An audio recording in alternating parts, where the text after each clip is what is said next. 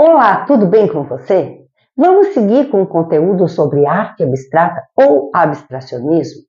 No conteúdo anterior, parte 1, vimos o trajeto da arte, alguns movimentos de vanguarda que precederam o abstracionismo, principalmente o cubismo, vimos suas influências, criadores, a obra que abriu essa porta.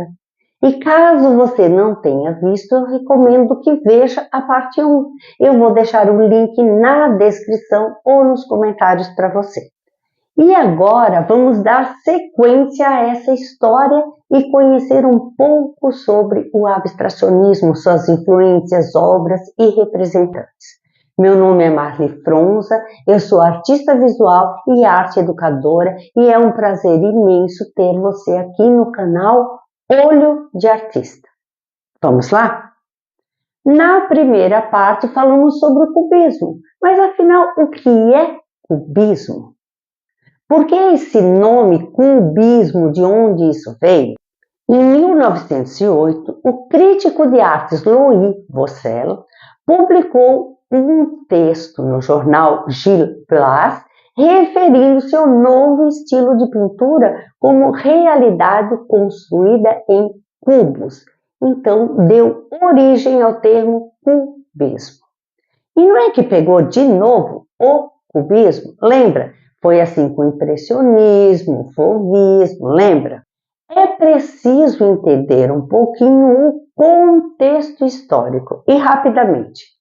Estamos nos referindo à primeira metade do século XX, período de grandes inovações tecnológicas, o que caracteriza a modernidade e também as tensões políticas. A Europa estava dividida em dois blocos antagônicos, com ideologias imperialistas e nacionalistas. Formaram-se a Tríplice Aliança e a Tríplice Entente. Enfim, a Europa era um caldeirão prestes a explodir, que culminou na Primeira Guerra Mundial, de 1914 a 1918. Na Rússia ocorreu a Revolução, que derrubou o Império Russo. Pense num cenário devastador. Aliás, infelizmente, vemos isso diariamente nos noticiários, inacreditável. E como sempre, a arte reflete o que ocorre política, social, economicamente, tecnologicamente. E muitos artistas, escritores e intelectuais entraram em combate de fato, ou convocados ou até voluntariamente, enquanto outros fugiram. Alguns morreram, alguns retornaram e alguns dos que fugiram para Zurique acabaram formando o movimento dadaísta, que aliás é uma história bem interessante, com sua estética, suas performances, etc. Com certeza, as guerras impactaram diretamente na produção artística. Então, precisamos entender que, muitas vezes, vemos obras chocantes, com imagens distorcidas, escuras, feias, que nos causam repulsa. E elas foram criadas para isso mesmo, para impactar. E se não soubermos que foram realizadas em períodos de conflito e não entendermos que é apenas um reflexo da realidade dura e sofrida, perdemos a chance de aprender. Por isso, sempre reforço a necessidade da contextualização da obra. Inclusive, no período da Segunda Guerra Mundial, muitos artistas foram impedidos de trabalhar, foram perseguidos, presos, torturados, mortos. Muitas obras foram confiscadas pelo partido, aquele da Alemanha, sabe qual é? montanhas de livros foram queimados, obras foram destruídas e das que foram confiscadas, algumas foram selecionadas, separadas, guardadas, escondidas ou vendidas. Outras obras de artistas de vanguarda foram consideradas arte degenerada e expostas com o intuito de ridicularizá-las. E caso o assunto lhe interesse, há aqui no canal um conteúdo inteirinho sobre o assunto, com o título Arte Degenerada, como isso aconteceu. Vou deixar o link para você. E com isso, precisamos entender que há momentos na história que não poderiam gerar mesmo obras bonitas, suaves, tranquilas, beleza.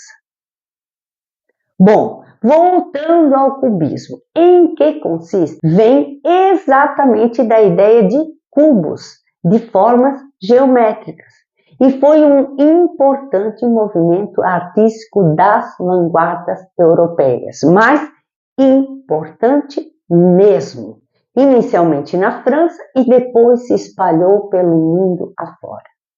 Lembrando que ele não reinava absoluto, muitos movimentos artísticos já despontavam paralelamente nesse momento. O cubismo é basicamente caracterizado pela fragmentação e geometrização das formas e pelo anti-academicismo, ou seja, chegou quebrando regras. Olha que interessante, vemos muito isso na história da arte, diferentes dinâmicas de movimentos artísticos. Há casos em que um movimento se contrapõe ao anterior, inova e depois é contraposto pelos movimentos seguintes, como foi com o impressionismo, por exemplo.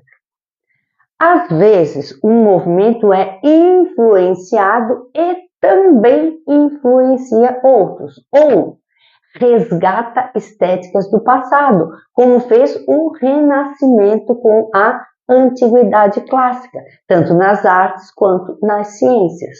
Ou o inverso disso, como fez o movimento futurista, que com manifesto e tudo rejeitou o passado, a tradição, pregando a destruição do velho, do antigo.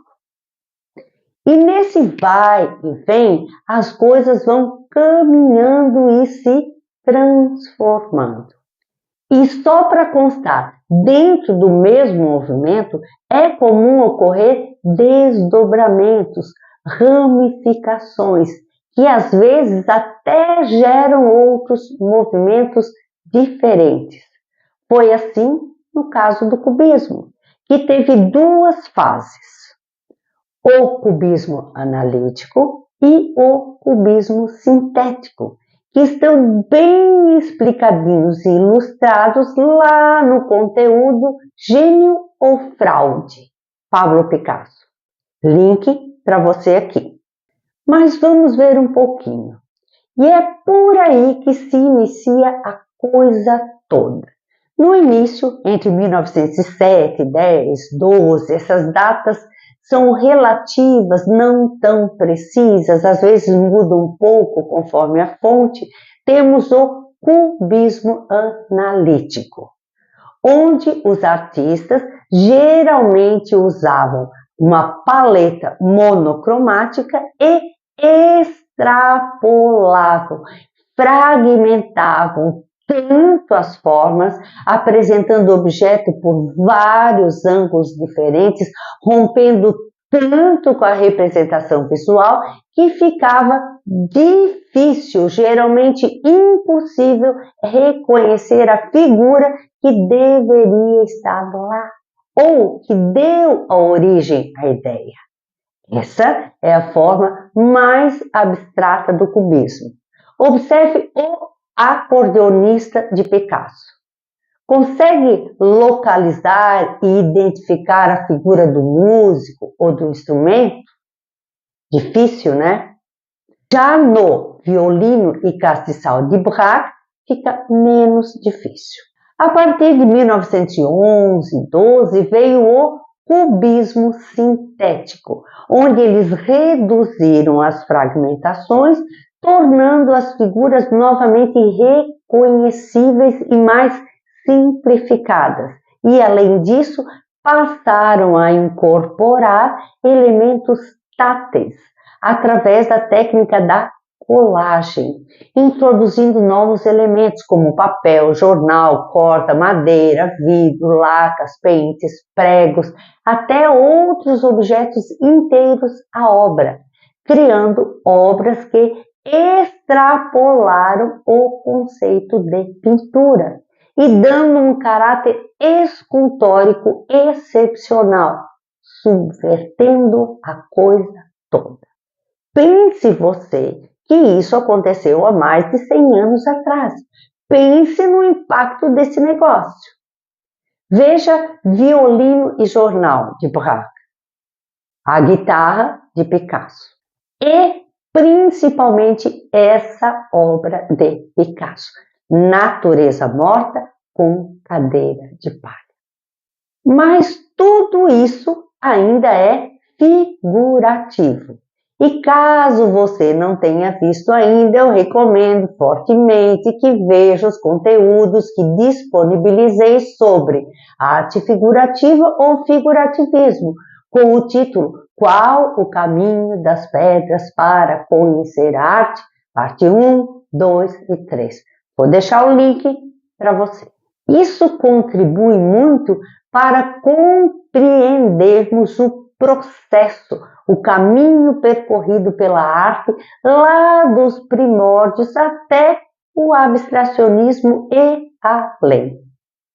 E assim, com o cubismo, abrem-se as portas para as experimentações e o céu é o limite. Bom, finalmente chegamos ao abstracionismo.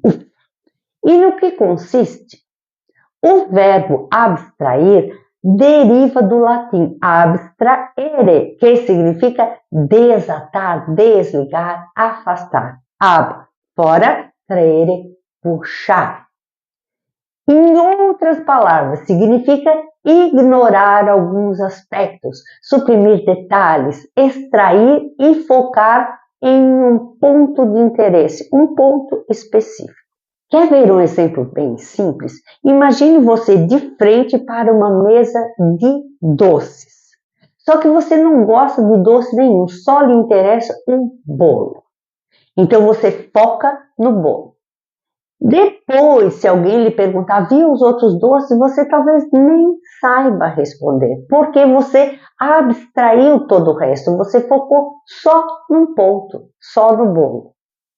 A grosso modo, a arte abstrata vai nessa linha, ela suprime detalhes ou se detém apenas no que convém ou interessa. Começando com a estilização que apresentei no conteúdo sobre arte figurativa ou figurativismo e indo para a geometrização cubista, por exemplo. Quer ver dois exemplos bem ilustrativos? Esses desenhos de Picasso, que é uma aula do acadêmico ao abstrato. El Toro, de 1945. Observe que ele vai suprimindo detalhes, abstraindo. Olha que riqueza. Ou esses, de Kel, ou A Vaca, de 1918, do pintor holandês Tel van Doesburg. Uma série de figuras de vaca que vão se transformando assim como o touro de Picasso. Não é legal ver isso? É como o caminho inverso que o acadêmico faz quando parte de uma estrutura, geralmente com linhas retas, espaços proporcionais, e vai aos poucos adicionando os detalhes e lapidando as formas. Interessante, né? Mas o abstracionismo segue diferentes caminhos e eu já vou lhe mostrar alguns exemplos.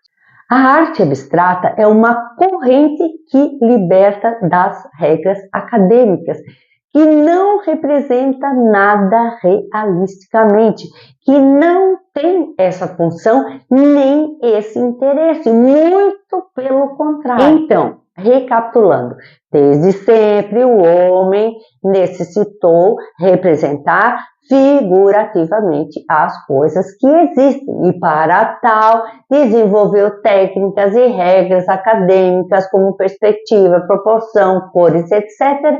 E tanto foi que conquistou a perfeição. No entanto, o espírito criativo e inquieto do artista subverteu essa ordem e desbravou novos caminhos, renegando o academicismo e a representação a ponto de abstrair.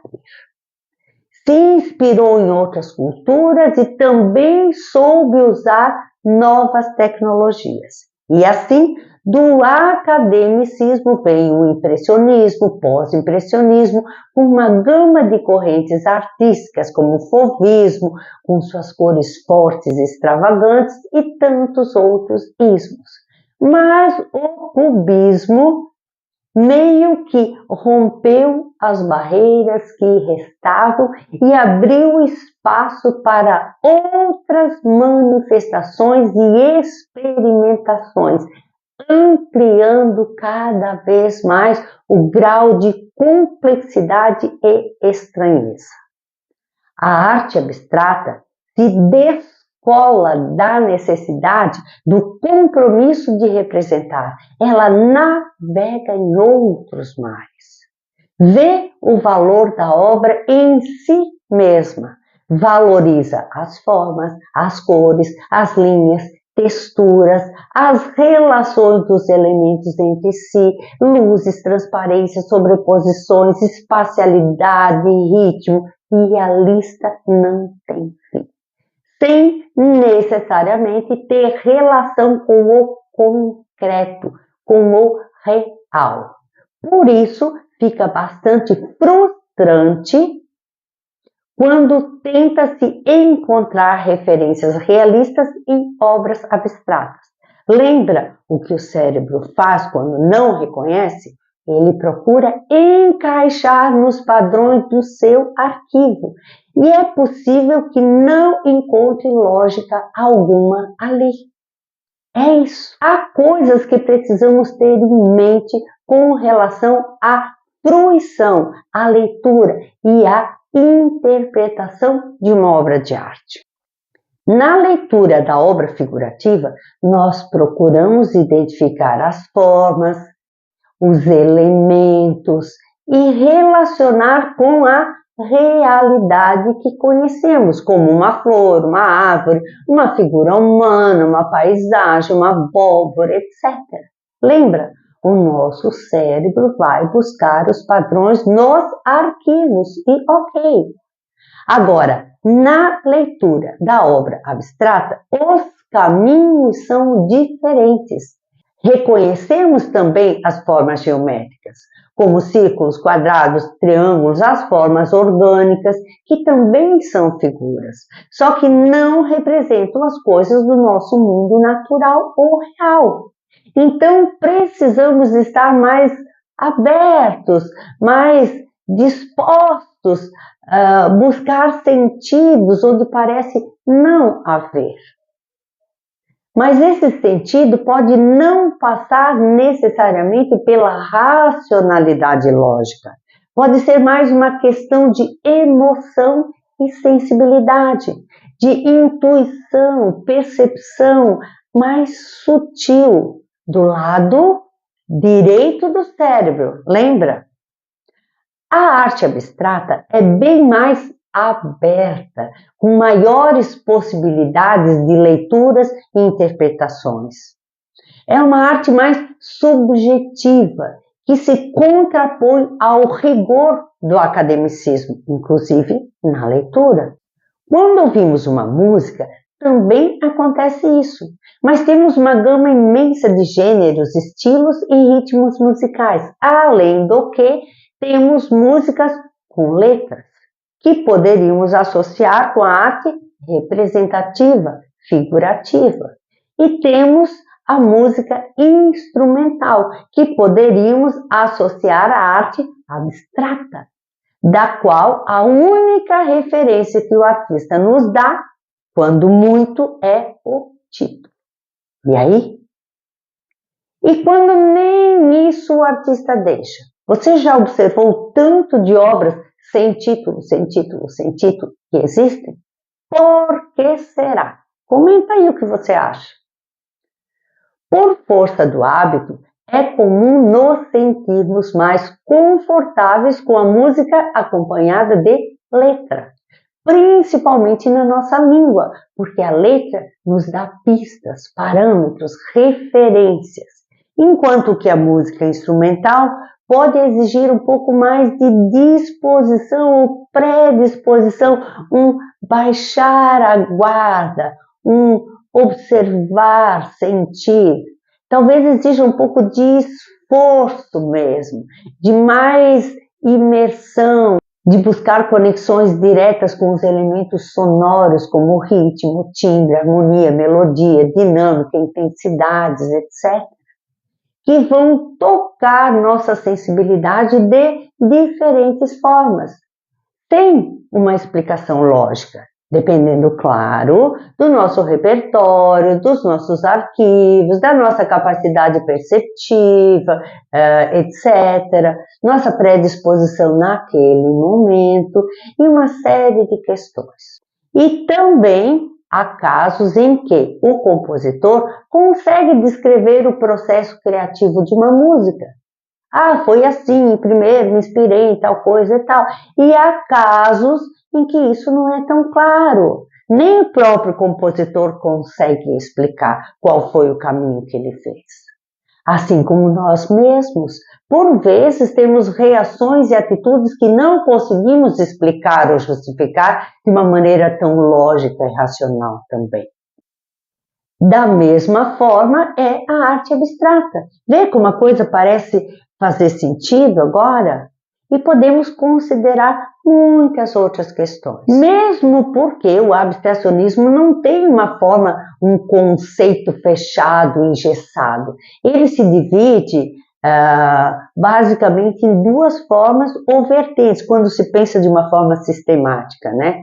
O abstracionismo geométrico ou formal e o abstracionismo lírico ou expressionista ou informal, que por sua vez não surgiram do nada. Eles são resultados de influências e desdobramentos de outros movimentos. Louco, né? Quer ver? O abstracionismo geométrico ou formal teve influência de dois movimentos, do cubista e do futurista. O movimento cubista você já conhece, mas vamos abrir um parênteses para ver um pouquinho sobre o movimento futurista ou o futurismo, que surge em 1909 e, como o próprio nome sugere, foi um movimento que valorizava o futuro, o novo, a modernidade, a tecnologia, a velocidade das coisas. E como os demais, não ficou restrito às artes plásticas, se estendeu para a música, literatura e outras manifestações e linguagens. Foi um movimento radical que pregava a destruição do velho, do antigo, do tradicional, e era liderado pelo escritor Filippo Tommaso Marinetti, que até publicou o Manifesto Futurista. É um movimento muito interessante que depois influenciou também o dadaísmo. Mas como seriam as obras futuristas? Olha aí, Mulher Futurista ou Bailarina de Azul. Podemos observar figuras repetidas e paralelas, como que um leque, que dá essa ideia de velocidade, e a fragmentação e geometrização das formas, que conversa com o cubismo. Diferente de No Descendo a Escada número 2, de 1902, do polêmico artista francês Marcel Duchamp, que através de linhas e formas abstratas e replicadas sugere o movimento, o ritmo e a velocidade de um nu descendo a escada. Mas essa obra não agradou na dica de nada os cubistas, que a rejeitaram para o Salão dos Independentes por parecer muito futurista e por N questões. Havia muita rivalidade entre eles, não era fácil não. Enquanto o cubismo é estático, mesmo representando diferentes pontos de vista, porém num só momento, Duchamp representa o nu de um único ponto de vista, mas em movimentos diferentes.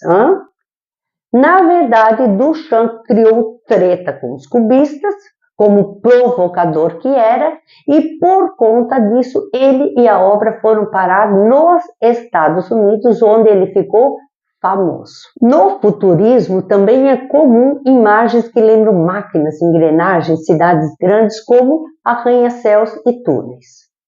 Então, o abstracionismo geométrico ou formal teve influência do cubismo e do futurismo, que agora você conhece, e basicamente usa formas geométricas, quadrados, retângulos, círculos, triângulos, com linhas e cores organizadas de uma forma racional. E racional por quê? Porque eram fundamentados em cálculos matemáticos, eram elaborados visando o equilíbrio das formas e das cores, da composição racional, sem espaço para a emoção. Guarde isso, racional, sem espaço para a emoção. Um representante muito importante é Piet Mondrian. Veja a composição em vermelho, azul e amarelo de 1930. Quando vemos uma obra dessas, podemos até pensar que o cara traçou as linhas, criou as formas, pintou e pronto, rapidinho, sem esquentar a cabeça. Nem precisa saber desenhar, nem entender de nada, de coisa nenhuma. Mas alto lá, devagar com o andor. Ele estudou em academia de arte, pintou paisagens, conheceu o impressionismo, conviveu com Braque, Picasso, entre outros artistas abstracionistas, até que conheceu um cara chamado Theo van Doesburg, que já vimos aqui com os desenhos da vaca, lembra? Então ele ingressou no movimento holandês de Stijl, ou o estilo, que era um grupo de pintores, designers e arquitetos que usavam formas geométricas abstratas. A obra de Mondrian tem ingredientes de matemática, teologia e algumas radicalidades. Foi um longo caminho percorrido até encontrar sua própria identidade, a sua assinatura artística e conquistar, enfim, o reconhecimento já próximo dos 50 anos. Difícil, viu? Mas veja que curioso. Como é essa tal de radicalidade? Ele admitia nas suas criações apenas as cores primárias, vermelho, azul e amarelo, mais o preto e branco, e as linhas só poderiam ser verticais e horizontais. Tanto que ele rompeu com o grupo quando eles inventaram de querer introduzir linhas diagonais. Um paradoxo. um inovador radical que não aceitou novidades. Era do jeito dele e pronto. E olha que interessante, as suas obras inspiraram o estilista Yves Saint Laurent, que criou a famosa coleção Mondrian em 1965. Você já viu? Legal, né? E não podemos esquecer do pintor russo Kazimir Malevich, que nasceu em Kiev, na Ucrânia, em 1879 e faleceu em 1935. Estudou artes, conheceu o impressionismo, cubismo, fauvismo, futurismo e é tido como um dos inventores e teóricos da arte não figurativa. É considerado o criador do suprematismo, com o manifesto do cubismo ao futurismo ao suprematismo, o novo realismo da pintura. O suprematismo usa figuras geométricas básicas, como o quadrado, o retângulo, o triângulo e o círculo, ponto, buscando uma preponderância, uma supremacia do sentimento puro e da espiritualidade, sem representar o mundo real, material. Malevich intencionalmente criava composições com os elementos pictóricos no espaço da tela, evitando que pudessem ser comparadas a coisas reais, como edifícios, estruturas arquitetônicas, elementos naturais, etc.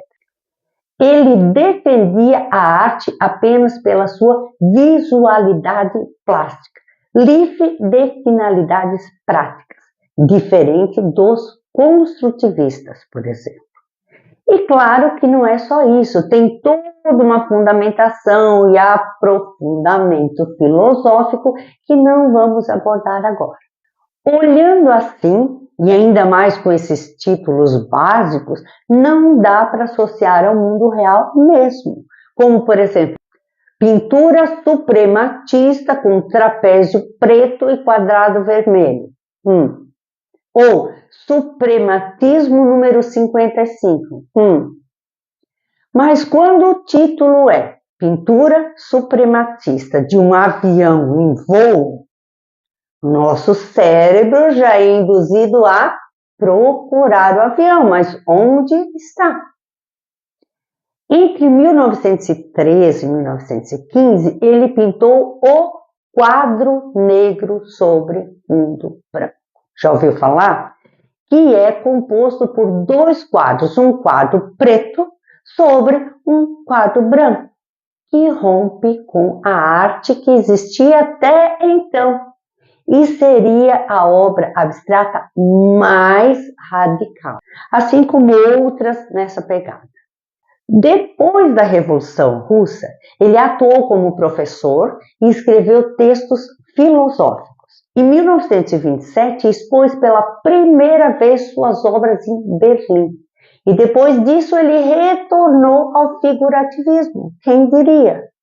Tanto que em 1933, ele se autorretratou como um artista renascentista e assinou com o seu quadro negro no canto inferior direito. A imagem ficou borradinha, mas está aí. Você já viu um artista assinar uma obra com outra obra? Mas antes disso, em 1929, ele foi acusado de subversão, foi preso, foi torturado e morreu abandonado na pobreza em 1935, aos 56 anos. Chato, né? Ficou esquecido por décadas até ser resgatado e reconhecido em 1970, com a realização de várias retrospectivas. E já conhecemos essas histórias, né? O reconhecimento póstumo. Então, vimos Piet Mondrian, Kazimir Malevich, o grupo de Stel, Theo van Dusper e, lógico, muitos outros artistas como importantes nomes do abstracionismo geométrico ou formal. Mas como será o outro lado da moeda? O abstracionismo informal ou expressionista ou lírico? Já dá para imaginar algo mais flexível, livre, não?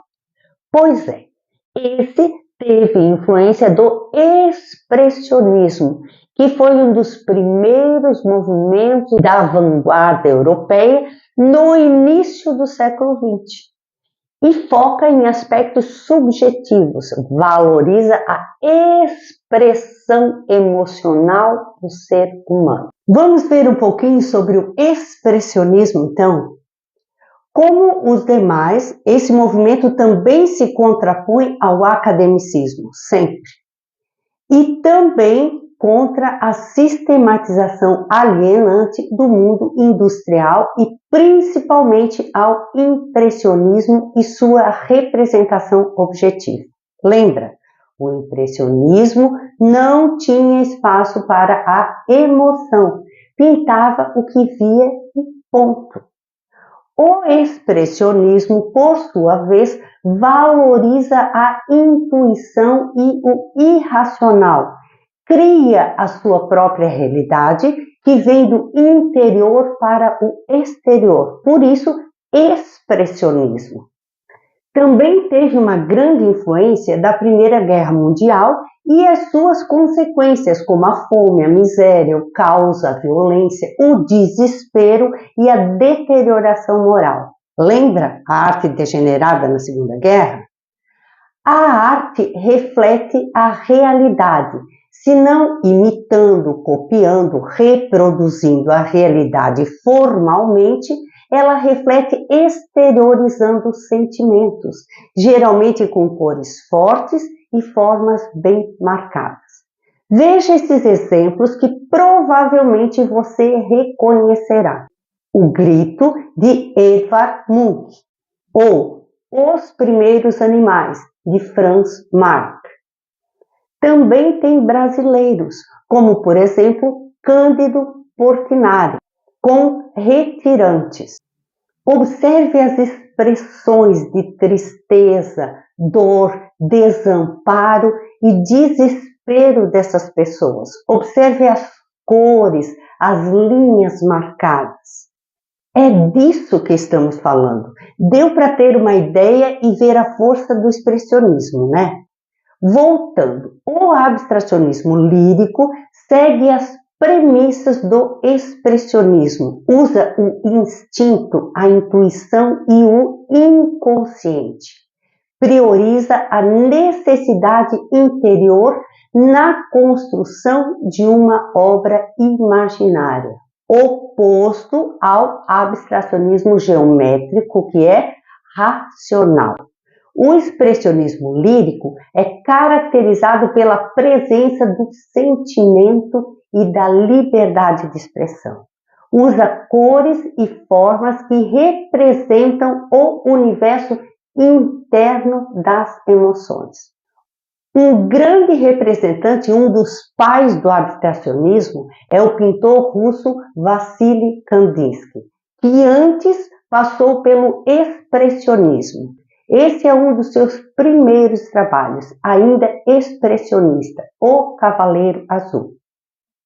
Reza a lenda que numa certa noite, ao chegar no seu ateliê, observou e se encantou com a beleza de uma obra abstrata que estava ali. Olhou, curtiu e só depois percebeu que tratava-se de uma de suas próprias pinturas de cabeça para baixo, que pode ter sido esta obra, Cossacos, uma obra semi-abstrata, onde, com linhas, formas e cores, o artista mostra colinas e cavaleiros russos com suas armas, reconhecidos facilmente pelos chapéus cor de laranja à direita. Nesse período, ele ainda pintava paisagens cada vez menos representativas, até que, em 1910, criou a primeira aquarela abstrata, que inaugura, então, o abstracionismo informal ou expressionista ou lírico. Kandinsky acreditava que a arte deveria expressar emoções e ideias abstratas e que a cor era um meio poderoso para atingir a alma, e defendia a arte subjetiva e livre. Kandinsky tinha uma ligação muito forte com a música e tinha uma condição curiosa chamada sinestesia, onde um ou mais sentidos se cruzam. Ele dizia ouvir cores e ver sons.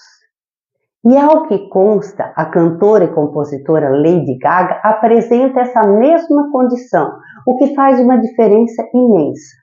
E no caso de Kandinsky, influenciou profundamente a sua arte, integrando formas, cores e sons, tanto que ele descrevia suas pinturas como composições. Composição número 6, composição número 7, composição número 8, amarelo, vermelho, azul.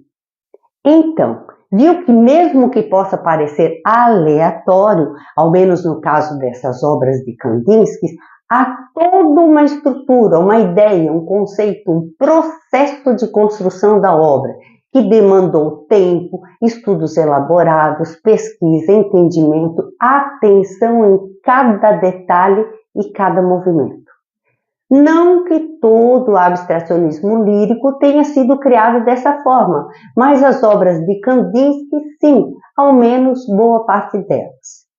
Bem diferente do pintor estadunidense expressionista abstrato Jackson Pollock, com a pintura de ação, a action painting, usando a técnica da pintura por gotejamento ou dripping, que explorou bastante entre 1947 e 1950.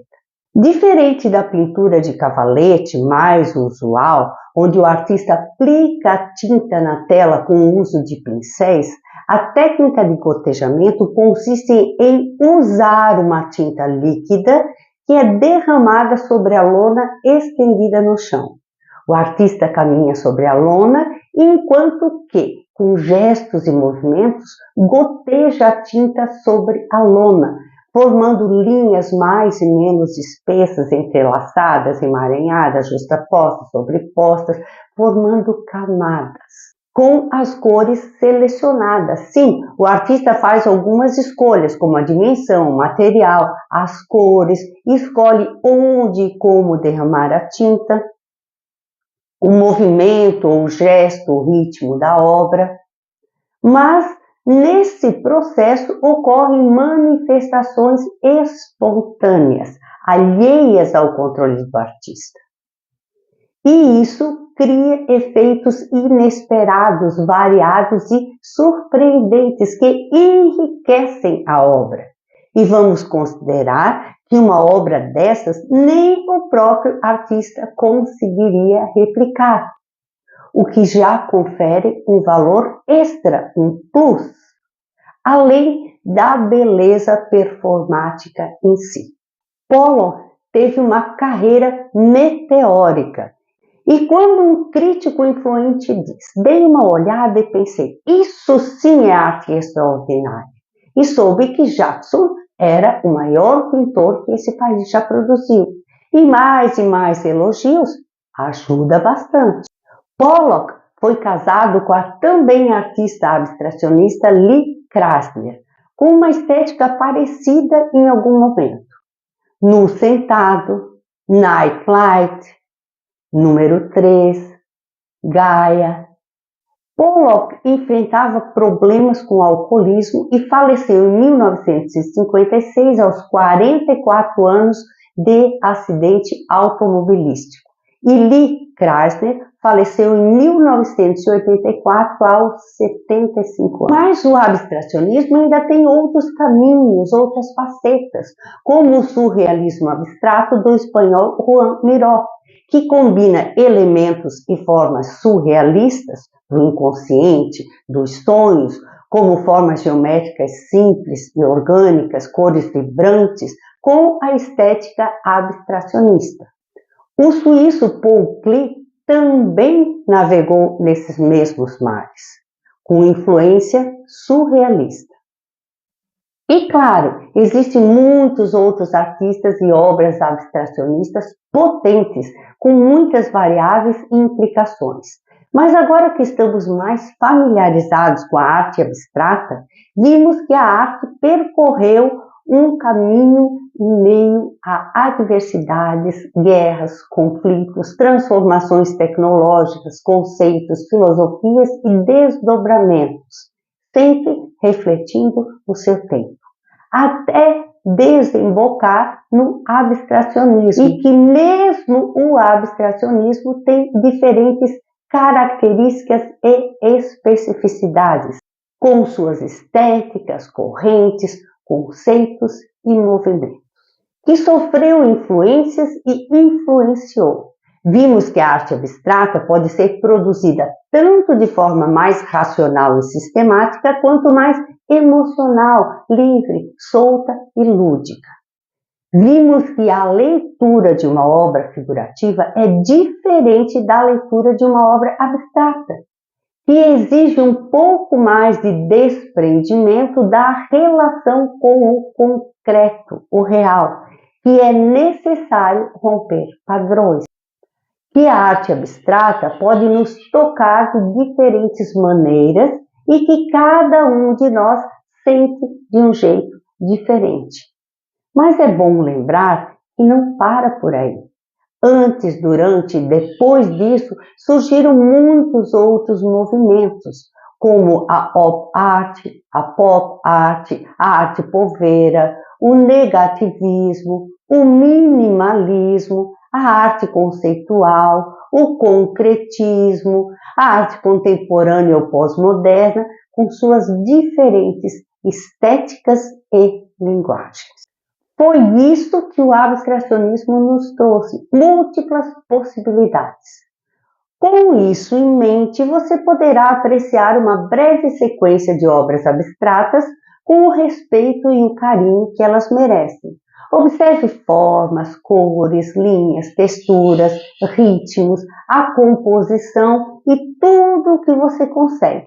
Observe o trajeto que o seu olho faz, o que mais lhe chama atenção. Deixe aflorar sua sensibilidade, deixe fluir. Mesmo que lhe cause estranheza, fique firme. Depois me conta se você reconheceu alguma, de qual você mais gostou e continue aqui.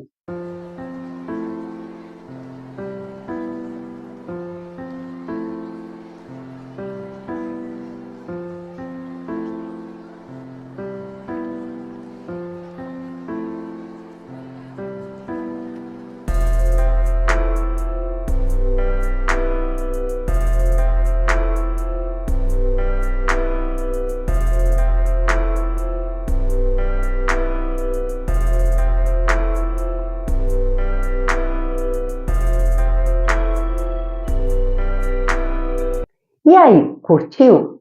Comente aí. E eu te pergunto, como tudo isso pode contribuir para a nossa vida, o nosso dia a dia? Assim como os artistas de vanguarda fizeram, buscando e permitindo novas experiências, desbravando caminhos antes desconhecidos, encontrando outras formas de manifestações e linguagens artísticas que chocaram, impactaram, quebraram regras e paradigmas, nós também podemos encontrar soluções onde ninguém viu antes. Lembre-se, se não está lá, não significa que não possa existir. E nem tudo precisa ter explicação radicalmente racional ou lógica, concorda? E é isso. Se você gostou desse conteúdo, curta, comente, compartilhe, se inscreva no canal, indique para os amigos, dê uma maratonada, palpite. Agradeço muitíssimo a sua companhia, um grande abraço e até a próxima.